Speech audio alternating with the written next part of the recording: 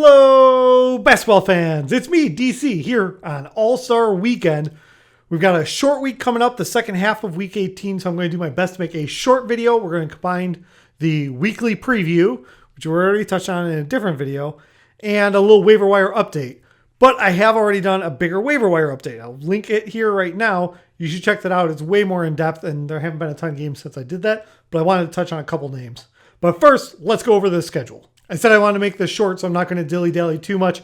Here is the pace and defensive efficiency. Nothing has changed because there's only been a couple games. If you want to look at it more in depth, the link's down below. We take these numbers and we apply them to the weekly schedule, which looks like this. It's a short week. We only have 4 days of games, Thursday through Sunday. The most any team has is 3 games. That's Boston, Denver, Detroit, and Phoenix. Those are the 4 teams with 3 games.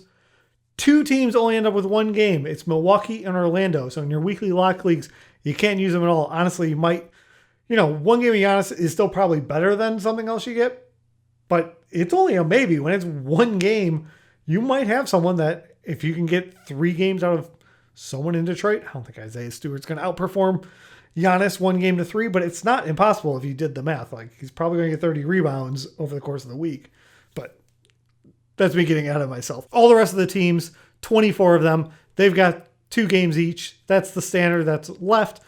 For next week, be careful with Portland. They only have 2 games when we're back to a normal strength schedule, so 2 games is a detriment. And there's a 5-game week for Toronto, so that's big, especially for you who are trying to make your push to get into the playoffs. 5-game week can really help you out. Let's look at the back-to-backs. The upside of having a short week is there's not as many back-to-backs. There are some. You can see them right here. So for the list of people we always run through, yes, Boston does have a back-to-back, so maybe Horford's going to rest. But I'm not super worried about it because, you have to track it just like ever. But because they just had All-Star break and guys had time off, they might play anyway. But they're also playing Detroit and Indiana, which they might not be too afraid, so Horford might rest. The Heat also have a back-to-back, so double check in on Lowry. And for Kyrie, he's got 1 road game, so he'll probably get to play that game against Milwaukee if you're hanging on to him. Let's go look at the streaming. So for streaming, there's a decent amount of options. Overall, not only are there only 4 days of games, they're not super condensed. There's no 10 or 13 games or something. Thursday 7 and Saturday 7. Those are the best 2 to attack. But Friday's got 9 and Sunday's got 8. Those are a little over what we call the streaming days, but they're still workable. You'll probably have some empty slots in your lineup if you're making daily changes. If I'm targeting pickups specifically based on the streaming schedule, Boston, Denver, and Detroit are my top tier ones. They play on both Thursday and Saturday, the 2 main streaming days, and it's a 3-game week. So you want to get any one from those 3 teams, you're going to get the most bang for your waiver buck.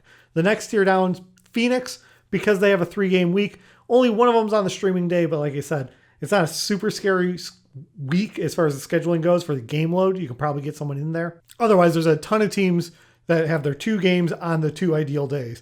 Atlanta, Brooklyn, Chicago, Cleveland, Grizz, Sacramento, any of those teams.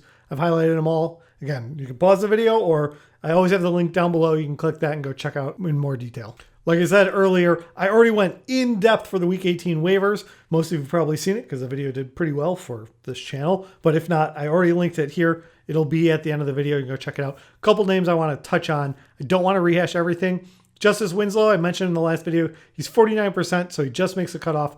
I'm not going to dive in, but if he's playing this many minutes, I think he's going to help you a lot, especially in category leagues. For somewhat new names, and maybe it's not a new name, we've talked about Maxi Kleber throughout the season many times.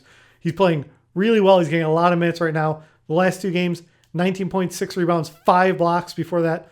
20 points, 4 rebounds, 1 steal, 1 block. Both games he had 3 3-pointers. He's only 34% rostered. That's too low, especially after the Porzingis trade. I want to pick up Maxi. You probably get to hold him for the rest of the year. I think he's an ad if you can fit him into your roster. Next up, another guy in the Western Conference, Dante DiVincenzo. We haven't talked about him a little bit because he's been out injured. He's missed kind of most of the year. He played for a little, got traded.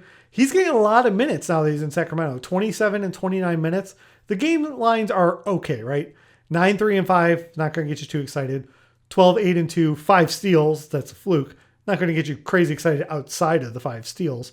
The field goal percentage is really rough right now. He's probably just rounding himself back into like game shape and getting the rhythm, and he's on a new team.